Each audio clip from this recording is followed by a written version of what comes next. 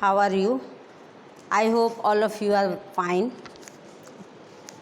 Today we are going to start first flight third lesson.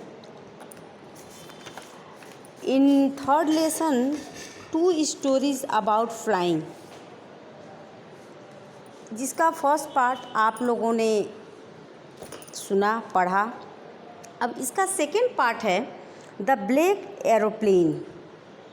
ठीक है, second part the black aeroplane. What is the meaning of black aeroplane? Black means काली plane की बात हुई है या कुछ और है. अब ये तो हम कंटिन्यू करेंगे लेसन, तब आप जान पाएंगे. सबसे पहले about the author, Frederick Forsyth इसके लेखक हैं. Frederick Forsyth was born on 25 August 1938 in Ashford, Kent, England. इनका जन्म इंग्लैंड में 25 अगस्त 1938 को हुआ था. He was educated at Tonbridge School and later joined the University of Granada in Spain. Spain के कॉलेज में इनका यूनिवर्सिटी में इनका एडमिशन हुआ. He joined the RAF and became a jet fighter pilot. और ये इन्होंने ज्वाइन किया RAF, एक रैपिड एक्शन फोर्स है, उसके में इन्होंने ज्वाइन किया.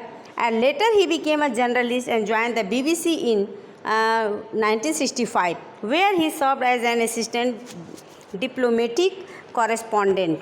और इन्होंने RAF ज्वाइन करने के बाद ये पहुँचे, ज्वाइन किया इन्होंने BBC में, यानी कि ब्रिटिश ब्रॉडकास्टिंग कॉरपोरेशन.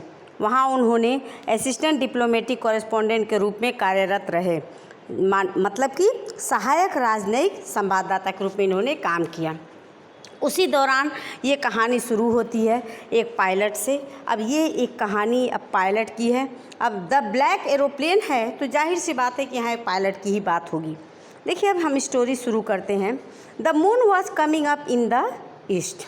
मेरे पीछे, मेरे मीन्स द पायलट के पीछे, स्टार्टिंग कहानी की, मेरे पीछे पूर्व में चंद्रमा ऊपर आ रहा था. And stars were shining in the sky. और तारे भी आकाश, एकदम साफ क्लियर आकाश में मेरे ऊपर वहाँ टिमटिमा रहे थे, चमक रहे थे. There was not a cloud in the sky. कहीं कोई बादल आकाश में नहीं था. I was happy to be alone high up above the sleeping countryside. Sleeping countryside का मतलब है देहात एरिया में, यानी कि सोते हुए, यानी देहात एरिया से के ऊपर से जब मैं होकर गुजर रहा था तो पूरा देहात वो एरिया सोया हुआ था. और ऐसे में मैं अकेला, I was happy to be alone high up, और मैं अकेला होकर भी मैं वहाँ प्रसन्न था. And I was flying my old Dakota aeroplane over France back to England. मैं अपना डकोटा वायुयान फ्रांस के ऊपर से वापस इंग्लैंड की ओर उड़ा रहा था. And I was dreaming of my holiday. और मैं अपनी छुट्टी का सपना देख रहा था.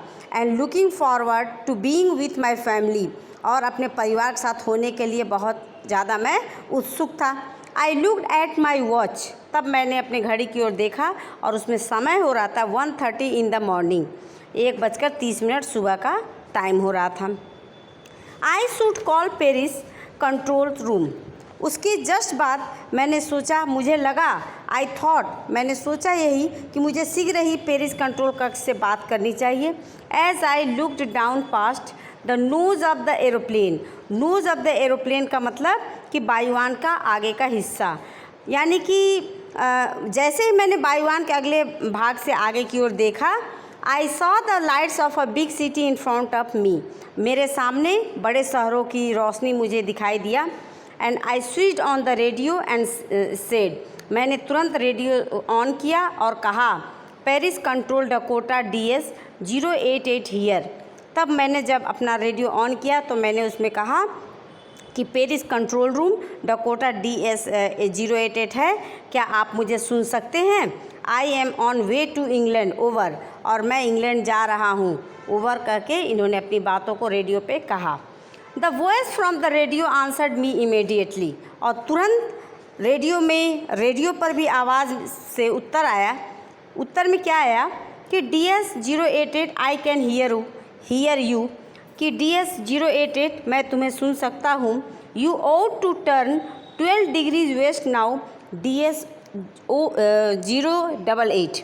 अब तुम्हें 12 डिग्री वेस्ट 12 डिग्री पश्चिम को मुड़ जाना चाहिए, DS088।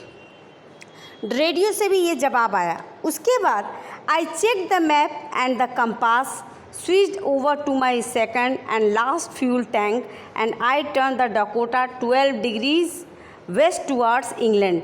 अब मैंने अपने मानचित्र तथा switched over to my second, तुरंत मैंने कंपास में अपने पास लिया हुआ था, मैंने मानचित्र तथा दिशा सूचक यंत्र को देखा और क्या देखा, and turn the Dakota 12 degrees, और दूसरा तथा अंतिम टैंक भी मैंने चालू किया और उसी के जस्ट बाद डकोटा को मैंने 12 डिग्री पश्चिम इंग्लैंड की ओर मैंने मोड़ दिया।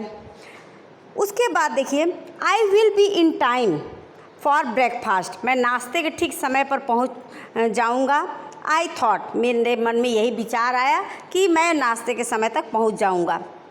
A good big English breakfast, मैंने सोचा एक बहुत बड़ा अच्छा अंग्रेजी नाश्ता होगा। एवरीथिंग वाज गोइंग वेल, सब कुछ ठीक ठाक जा रहा था। And it was an easy fight, और यह एक सरल उड़ान थी। अब देखिए, ब्लैक एरोप्लेन का फ्लाइंग से रिलेटेड है, यानी कि एक पायलट सही कंडीशन में जा रहा था और उस जर्नी के दौरान उनके बीच में जो इंसिडेंट्स हुए उनके बारे में बात किया गया फिर से, कि हर चीज़ अच्छे से जा रहा था और एक सरल एकदम इजी, एकदम आसान उड़ान थी। Paris was about 150 kilometres behind me, जब मैंने बादल देखे, when I saw the clouds, जब मैंने बादल देखे, पेरिस 150 किलोमीटर मेरे पीछे था। स्टॉर्मी क्लाउड्स, आंधी वाले बादल, दे वर ह्यूज, वे मेरे सामने बहुत भयंकर बड़े थे।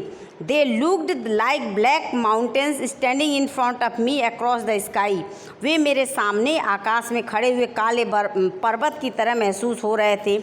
आई न्यू, मैं जानता था, I could not fly up and over them, कि मैं उनके ऊपर से नहीं उड़ सकता।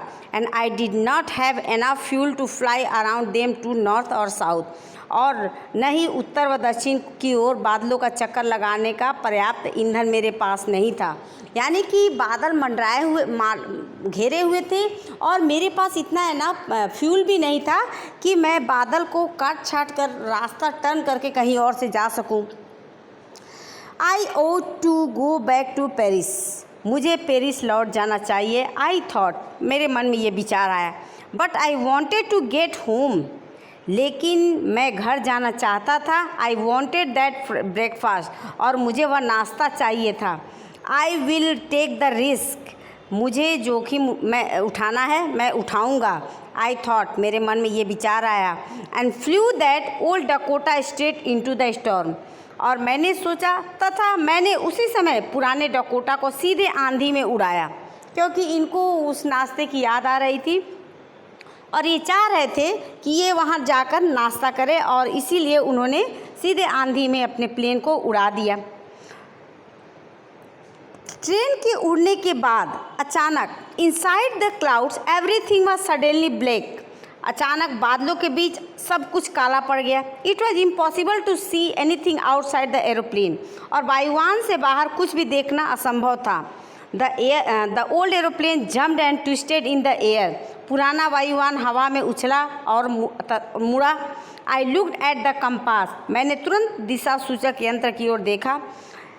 आई could not believe my eyes, मुझे अपनी आंखों पर विश्वास नहीं हुआ। The compass was turning round and round and round, कि दिशा सूचक यंत्र गोल गोल घूमता ही रहा। इट वॉज डेड, क्योंकि वह अचानक खराब हो चुका था। इट वुड नॉट वर्क, कि यह काम नहीं कर रहा था। The old instrument were suddenly dead. उसके बाद जब वो पूरी तरह से and I tried the radio, जब मशीन पूरी तरह से अचानक ख़राब हो गया था तो मैंने तुरंत रेडियो चलाने का प्रयत्न किया।